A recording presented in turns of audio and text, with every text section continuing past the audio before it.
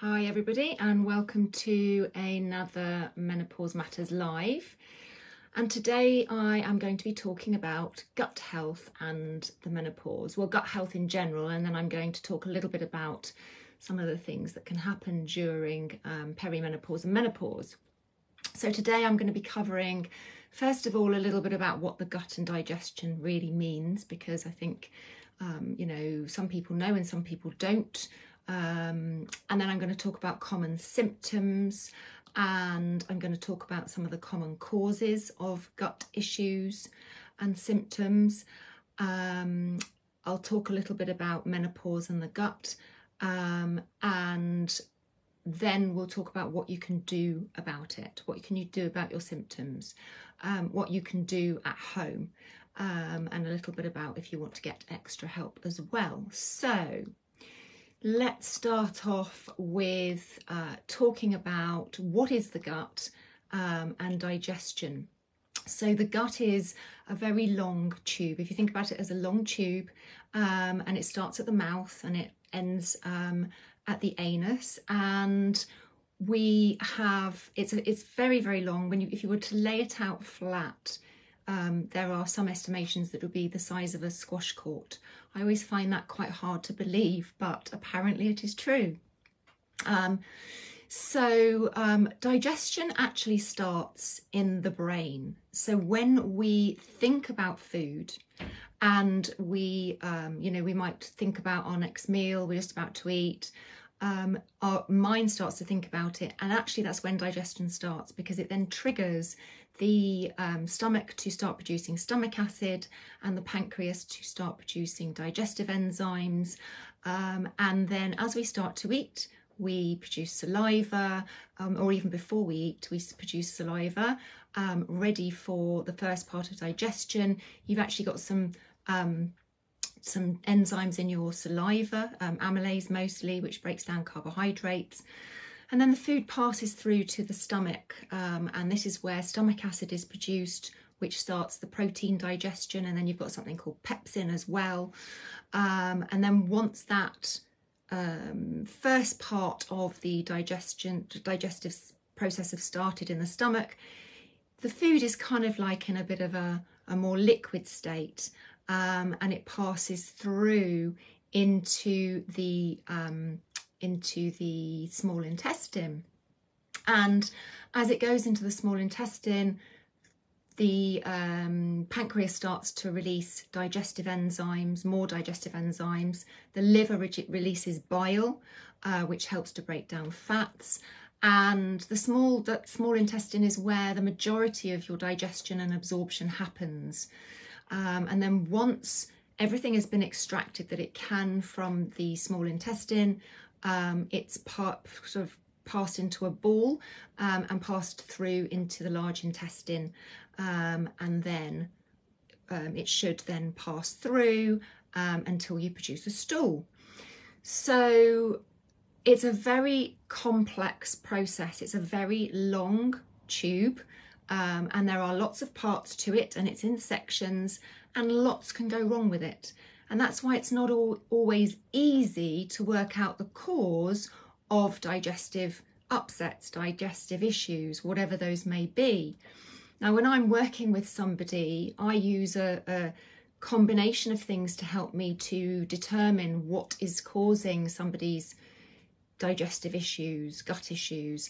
I'll use a health questionnaire, and that can give me an awful lot of information. I use mineral testing with everybody, and that actually gives me some information about digestion as well, believe it or not.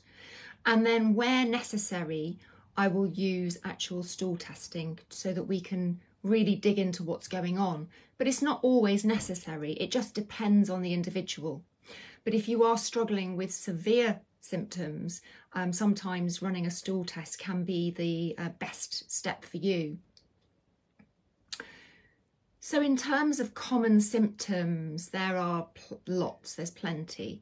And, hopefully you're not going to have all of them, but perhaps you might have some of them. So for example, things like acid reflux or heartburn, is a quite common symptom, especially as we age, because we actually stomach acid production falls, and then it can be exacerbated by other things that we do. Stress for one, certain foods that we eat, lots of different things can affect our stomach acid. So acid reflux is a common one. Belching is another one. Feeling uncomfortable after eating, especially after large meals. Often people complain that they feel that they can't digest meat properly. That's another one. Some people feel nauseous when they eat. Bloating, and within certain time frames. So some people will complain of bloating straight away. Others, the bloating might kind of occur after about an hour, between an hour and 2 hours. And that's actually really good information for me, because it can help me determine where the issue might be. There can be pain as well if you are getting trapped gas, especially if it gets trapped in the small intestine, because it can't be released very easily. If we produce gas in the colon, we can release wind, but with the small intestine we can't. And so that can be a common problem for some. Often it's diagnosed as IBS by your GP, but quite honestly, IBS is really a catch-all term that's used when they don't know what is causing it. It's really important to then dig into what's actually the real reason of why you have got, because IBS is just too broad a term. It doesn't really differentiate and tell us what is causing the pain or whatever it is. Constipation, of course. Do you go once a day at least to the toilet? If you don't, then you are classed as constipated. Some people, when I start working with them, I ask them if they're constipated and they say no, and then when I find out on their health questionnaire, actually they're only going to the toilet once every other day or maybe once every few days, that is constipated. It may be normal for them, but it's not normal. And the problem with constipation is that it allows bacteria to grow where we don't want too much bacteria. It causes foods to be sat in the gut for too long, and fermentation to happen. And yeah, it's not a good thing. It doesn't create a happy, healthy environment. On the other end of the spectrum, there's diarrhea. Some people really struggle with chronic diarrhea whenever they eat or whenever they eat certain things, and there's always a reason for it, but we have to work out what that is. Loose stools as well. It doesn't necessarily have to be diarrhea, but there's a certain consistency of stool, and if it's too loose, then that is also a problem. And then there's, tied in with constipation is those that have kind of pebbles. So, that's just, they describe it as kind of very little tiny stools that are quite hard to pass. And that is tied in with constipation as well. And then stools that float, shiny stool, they are all signs of a dysregulated digestive tract. Now, you might be used to it, and you might think it's your normal, but it's not normal. It might just be your normal. It's not healthy, rather.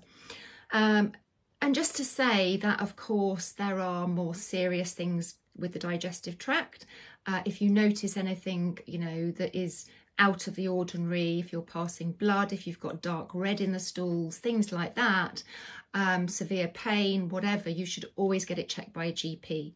But what I'm talking to is the types of symptoms that you might have been to the GP about, or you might not. They're not horrendous, they're not causing you terrible issues, but they are enough that, it's uncomfortable.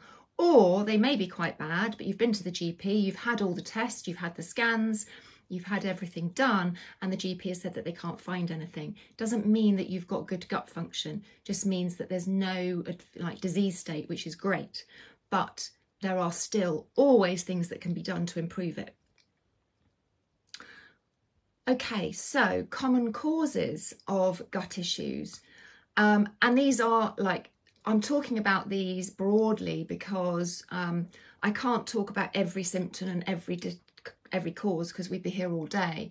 So these are some of the things that can cause gut dysfunction, okay? And we are talking about function. So stress is a massive one.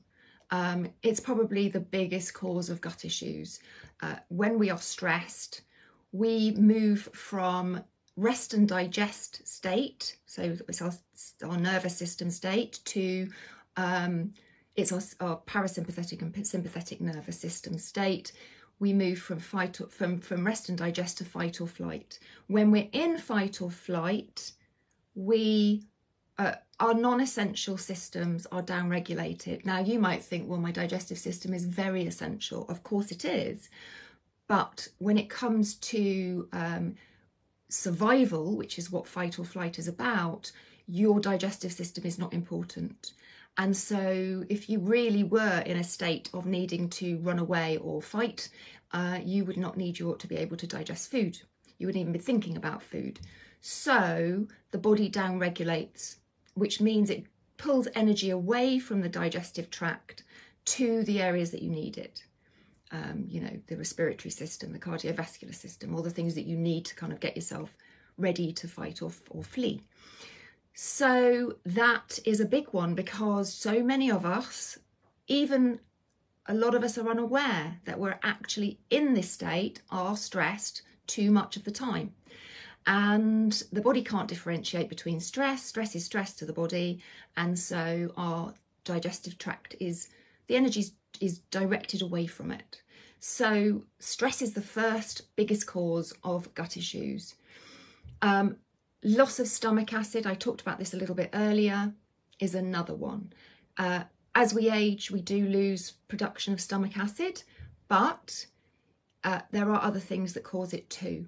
And if we don't produce stomach acid, it does cause problems, because stomach acid is the first line of defense for your digestive tract. It catches pathogens and kills them off. It's a very acidic, your stomach is a very acidic environment.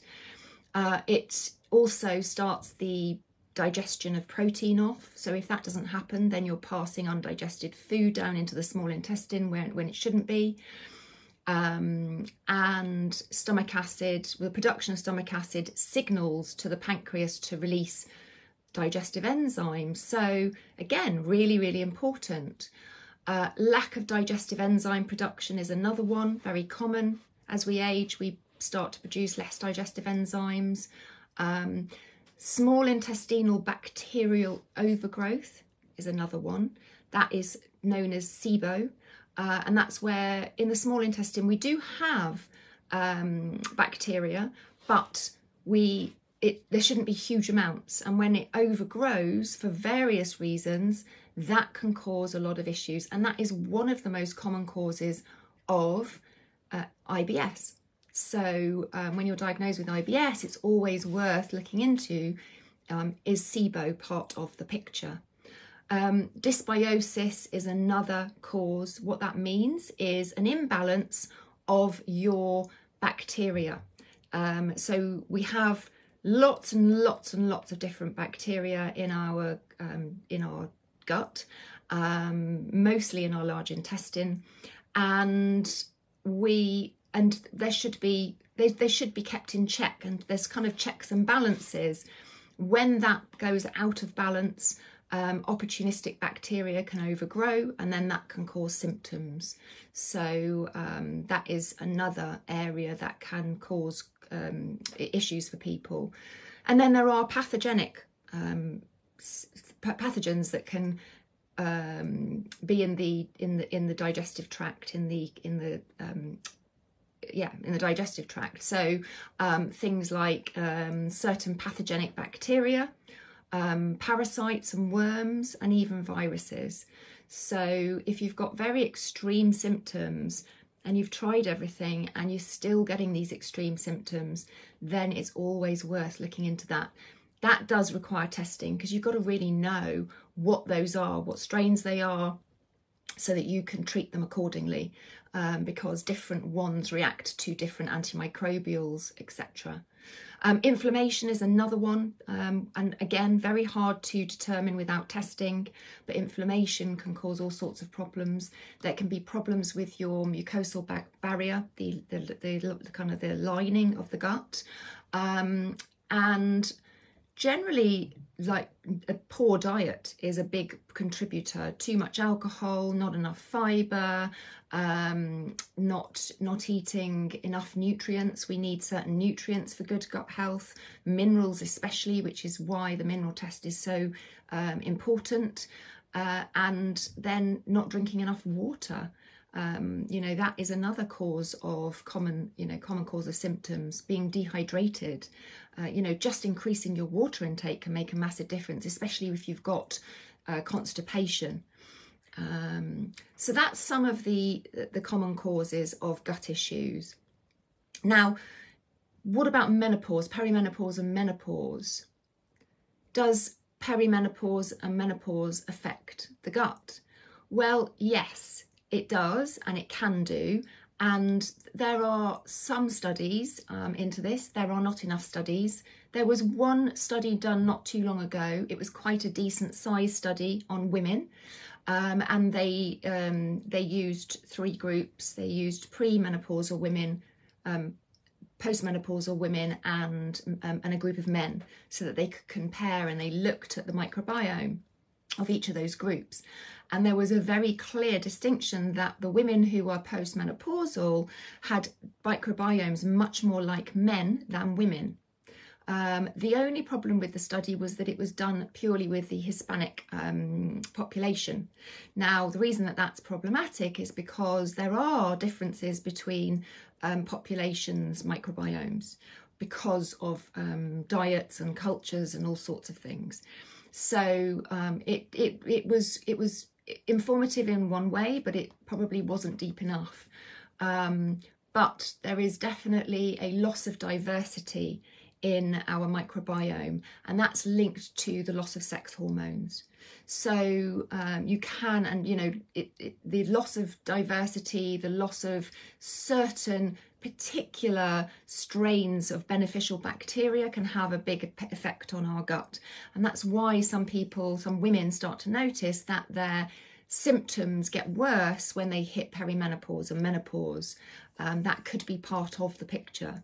But I always think that there is likely existing issues, existing dysfunction, existing imbalances before you hit perimenopause and menopause.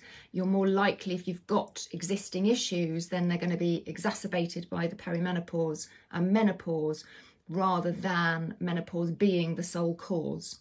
And that goes for everything, I think, with menopause symptoms. There's always underlying imbalances which then tip you over the edge. And that's why I believe that some women don't get issues, or they get certain symptoms and not others, and others do and don't. And then, just going to touch on this, vaginal issues. It's a whole topic in itself. There is vaginal dysbiosis. It's much more prevalent with a reduction in certain strains. So things like Lactobacillus strains often fall, and that can cause an imbalance of bacteria in the vaginal tract. So that's why some people get issues with getting infections and UTIs, etc. It makes way for more problematic strains as well. It's very much linked to things like urinary urgency, incontinence, and even cystitis. And there is something called GSM, which is genitourinary syndrome, which is a cluster of bladder issues, that is very much linked to loss of estrogen. Can HRT help? Yes and no. It depends on the symptoms, and it depends on the underlying cause. It's definitely worth speaking to a GP if you are struggling with that, and seeing if it helps.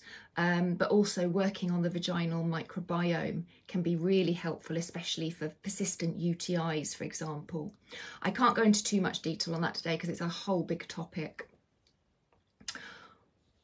Okay, so what can you do about this? You know, what can you do to improve your gut function during this time? So if you have moderate to severe issues that are affecting you from day to day, and or you have other health issues like fatigue, if you're pre-diabetic or diabetic, if you can't lose weight, if you have mood issues, it's best to speak to somebody like me who is trained in nutrition and trained in working in gut health. And we can help guide you on your best next steps. So, you know, that can look like a lot of different things. It doesn't necessarily mean testing, but it can do.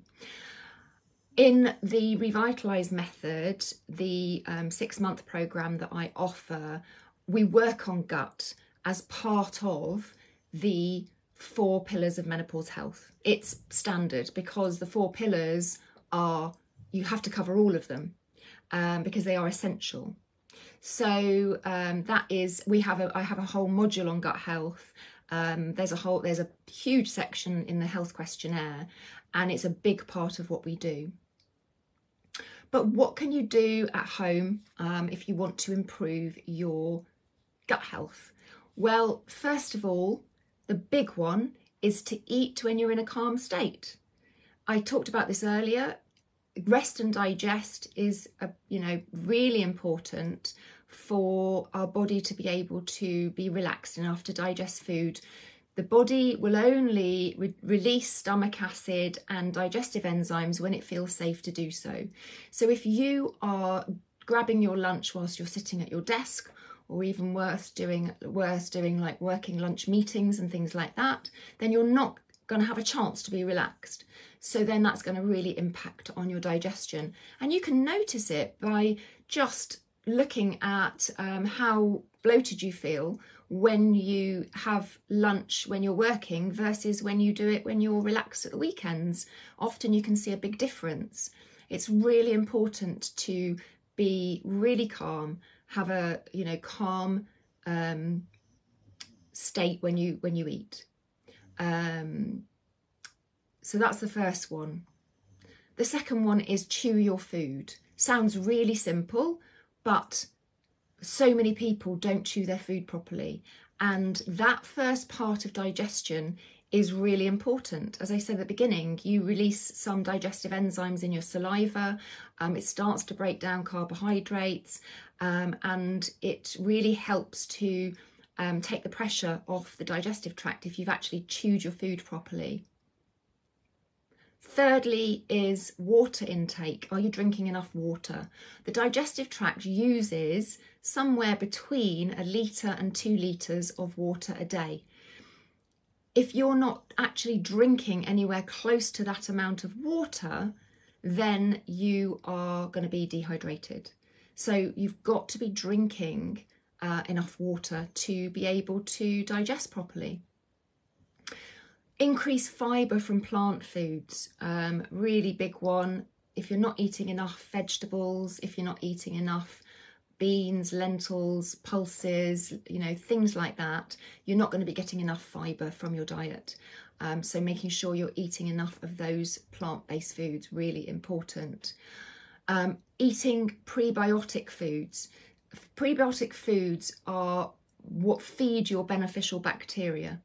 And they are, because your body can't completely break down fibre found in prebiotic foods, they're passed to the upper part of your digestive tract undigested, and as they pass through your small intestine and reach your colon, they're fermented by your gut microflora, and this process feeds the beneficial bacteria in your gut. And it's just a very important process. So what constitutes prebiotic foods? Well, it's things like green bananas, so not the very sweet yellow bananas, but the kind of more unripened ones.